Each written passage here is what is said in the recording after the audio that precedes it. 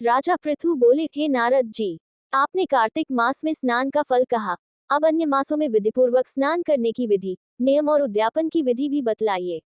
देवर्षि नारद ने कहा, हे राजन, आप भगवान विष्णु के अंश से उत्पन्न हुए हैं, अतः ये बात आपको ज्ञात ही है, फिर भी आपको यथाचित विधान बतलाता हूँ। आश्विन माह में शुक्ल पक्ष की एकादशी से कार्तिक के व्रत करने चाहिए। ब्रह्म मुहूर्त में उठकर जल का पात्र लेकर गांव से बाहर पूर्व अथवा उत्तर दिशा में जाना चाहिए। दिन में या सायंकाल में कान में जनेऊ चढ़ाकर पृथ्वी पर घास बिछाकर सिर को वस्त्र से ढककर मुंह को भली भांति बंद करके थूक व सांस को रोककर मल व मूत्र का त्याग करना चाहिए। तत्पश्चात मिट्टी व जल से भली भांति अपने गुप्तांगों को धोना चाहिए। उसके बाद जो मनुष्य मुख शुद्धि नहीं करता, उसे किसी भी मंत्र का फल प्राप्त नहीं होता है।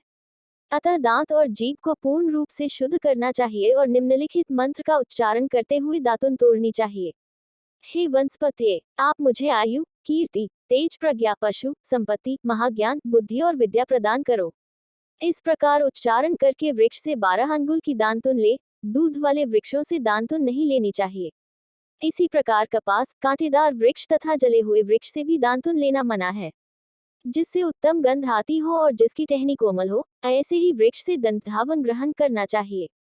प्रतिपदा, अमावस्या, नवमी, छठी, रविवार को, चंद्र तथा सूर्य ग्रहण में दांतुन नहीं करनी चाहिए। तत्पश्चात भली भांति स्नान करके फूल माला, चंदन और पान आदि पूजा की सामग्री लेकर प्रसन्नचित व भक्तिपूर्वक शिवालय में जाकर सभी देवी देवताओं की अर्घ्य, आचमनीय आदि वस्तुओं से पृथक पृथक पूजा करके प्रार्थना एवं प्रणाम करना चाहिए। फिर भक्तों के स्वर में स्वर मिलाकर श्रीहरि का कीर्तन करना चाहिए।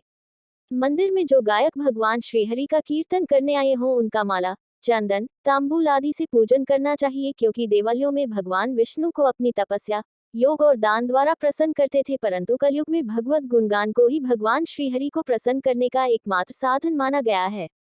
नारद जी राजा पृथु से बोले, हे राजन, एक बार मैंने भगवान से पूछा कि हे प्रभु, आप सबसे अधिक कहाँ निवास करते हैं?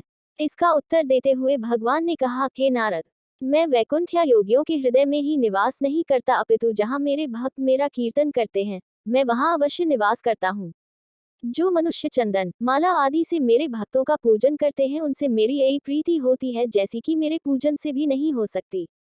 नारद जी ने फिर कहा, शिरीष, धतूरा, गिरजा, चमेली, केसर, कंदार और कटहल के फूलों व चावलों से भगवान विष्णु की पूजा नहीं करनी चाहिए।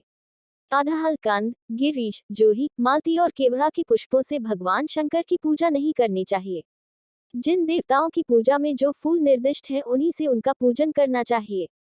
पूजन समाप्ति के बाद भगवान से क्षमा प्रार्थना करनी चाहिए, यथा, हे सुरेश्वर, हे देव, न मैं मंत्र जानता हूँ, न क्रिया, मैं भक्ति से भी हीन हूँ, मैंने जो कुछ भी आपकी पूजा की है उसे पूरा करें।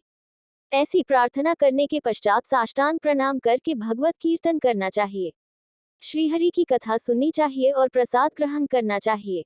जो मनुष्य उपरोक्त विधि के अनुसार कार्तिक व्रत का अनुष्ठान करते हैं, वह जगत के सभी सुखों को भोगते हुए अंत में मुक्ति को प्राप्त करते हैं।